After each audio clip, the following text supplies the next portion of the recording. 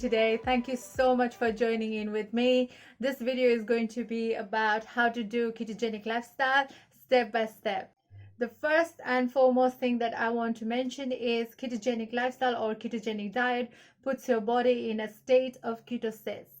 So basically what that means is your body uses fats as an energy source rather than the carbohydrates. What that basically means is your body uses fat as a primary source of energy is similar to how your body uses carbohydrates as an energy. As we don't want that stored fat in ourselves, what's better way to lose the fat? Burn the fat full time, and this is what ketosis allows you. As I mentioned in my previous video, weight loss is only the byproduct of this lifestyle. The greater benefit is it fixes your insulin resistance, it fixes your pancreatic function, hormonal imbalance, and many more. It encourages you to eat healthy, how to recognize what is nutrient-dense foods.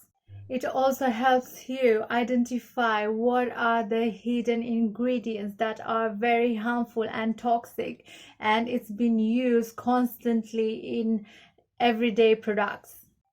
And please trust me, there are loads. Nowadays they brand it and they name it differently so that you think that it's healthy, but it is completely poisonous, it's toxic, and you should never even bring it home.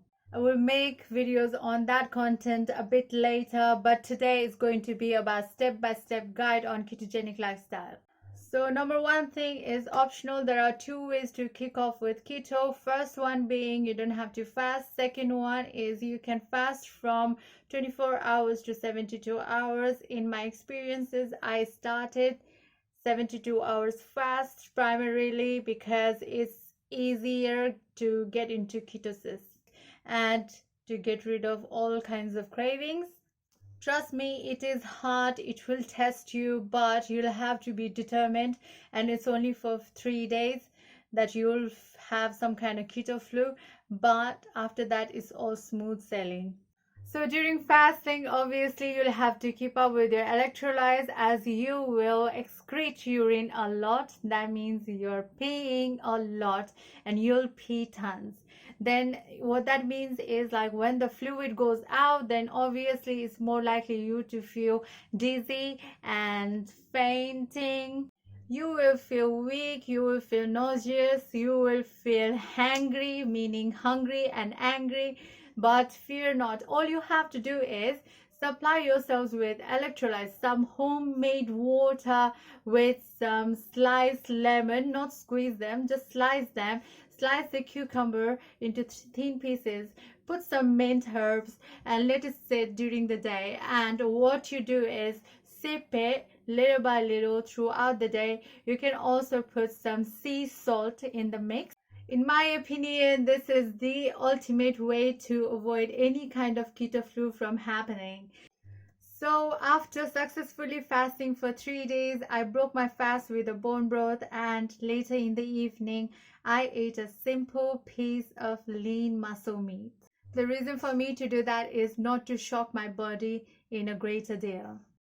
By this time, your body will exclusively produce ketones, and you can see the ketones in urine. You can get access of ketone strips from pharmacy, but I can assure you by this time you will be producing those ketones. So on the 4th day, finally, you can have normal ketogenic diet plan, which is high fat, moderate protein, and low carbs. You're allowed to have lots and lots of green veggies and green salad, and they're not considered as a high carb. As you know, the net carbs is very minimum. What I did on my 4th day is I ate eggs and butter in my breakfast, and in my lunch I had some salads and some muscle meat, and in the evening again salad and some fatty cut meats. You can mix it up with organ meats, you can mix it up with vegetarian protein that is less in carbohydrates. Yes, vegetarians can do keto diet. It's very simple. It is a little bit challenging in a sense that there aren't many varieties as such. For those who are not into fasting, that's fine. That's not a problem whatsoever. You can just go ahead and start your breakfast with eggs and butter, then again have a fatty cut of meat and salad in lunch, and in the evening same. But you can add your own variation, that's up to you. Any kind of snacking, whether it's healthy or not, it will spike your insulin. And the whole motive of this ketogenic diet is not to spike your insulin as much as possible. You will see after a period of time, it is not that hard to avoid snacking. Snacking, from my experience, whether it's healthy or unhealthy, whichever diet you are on, it will always cause delay in weight loss.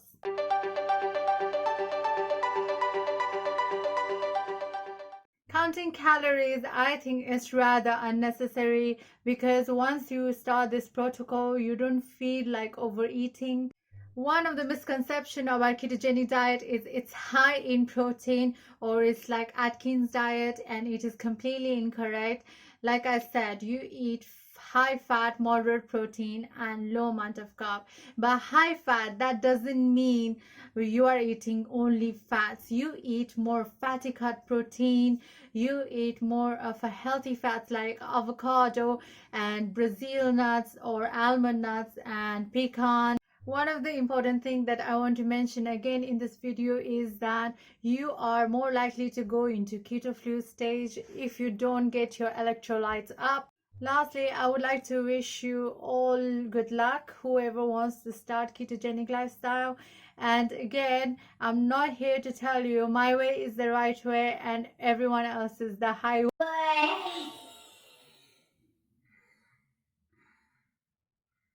Anyhow, that's the end of the video. Thank you so much for watching.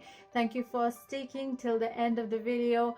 I am forever grateful. Please keep watching, liking, sharing, subscribing, and I am so happy there are like over 500 views, and I'm really thankful. At least some people are watching my content.